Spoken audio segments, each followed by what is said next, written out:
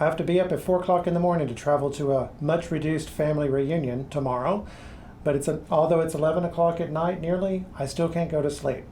Because I've been talking trash about my company and talking trash about the COVID virus, and we had 110 people die yesterday.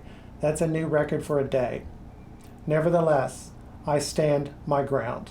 It is because we opened the bars on Memorial Day, for Memorial Day. We had a bunch of people rushing in, and that week we had the protest for the George Floyd homicide. The numbers, again, demonstrate that the low dose exposure that you get in my workplace, especially in my plant, which is super clean, with super good circulation, which guarantees low exposure, and you want low exposure, not no exposure, low exposure, okay? When you have a regular low exposure environment, you get the virus in the background, and people are able to manage it very well. But we have these high exposure events, like we've opened up the bars, people are hooking up, we have the protests, people are hooking up. I mean, that's what I would do if I came across a hot guy to protest. I mean, we have to take advantage of these things. But one of the graphs that I wasn't looking at is this graph of positive test result rates over time. Memorial Day was the 25th. As you can see, we'd been steadily dropping, and then suddenly we started going back up. That's after Memorial Day and after the George Floyd protest. But I'm happy to report, and this is important, mortality rate is still going down. It was at 1.3%, now we're down to 1.2%. Obviously, we have to look at race. If you look at race, African Americans are in dark green. They're doing very bad. About 70 out of every 100,000 are dying from this illness. Whites are about 35. But as you can see, Asians in the light green are doing better than us. But Asians are younger than us. And when you adjust for age, which is exactly what you need to do, because this hits the elderly more than it hits the young, you'll see that we're doing much, much better even than the Asians.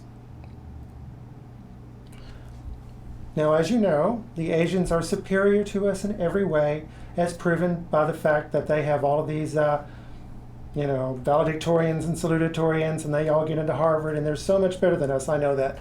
Nevertheless, when it comes to the virus, we're kicking their ass, even though they're richer than we are, because they're better than we are, as you know. So your poverty has nothing to do with those high death rates. Now, I hate to sound like a jerk, but one thing that you often do in the African American community, and this is no secret, is you're often yelling at each other in enclosed spaces when they're trying to determine if an event causes high exposure or low exposure.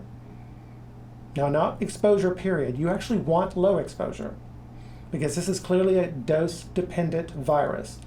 The heavier the dose is, the worse, the sicker you're going to get. But if you have the low dose, you barely get sick. You might not get sick. Meanwhile, you're pushing your immune system to take care to fight this virus, which is good news in the long run. But anyway, one of the things that causes high exposure in a short period of time is yelling in an enclosed space, because that puts more virus into the environment, deeper into the environment. So when you're inside, use your inside voice. I mean, I know I'm a racist and I want to kill you and I want you all to die. I understand that completely. Thank God the Asians are here to kick our ass. But nevertheless, might want to look into that, see if I'm telling you the truth or not. And once again, I stand firm. Texas did well. Things seem to be getting out of control.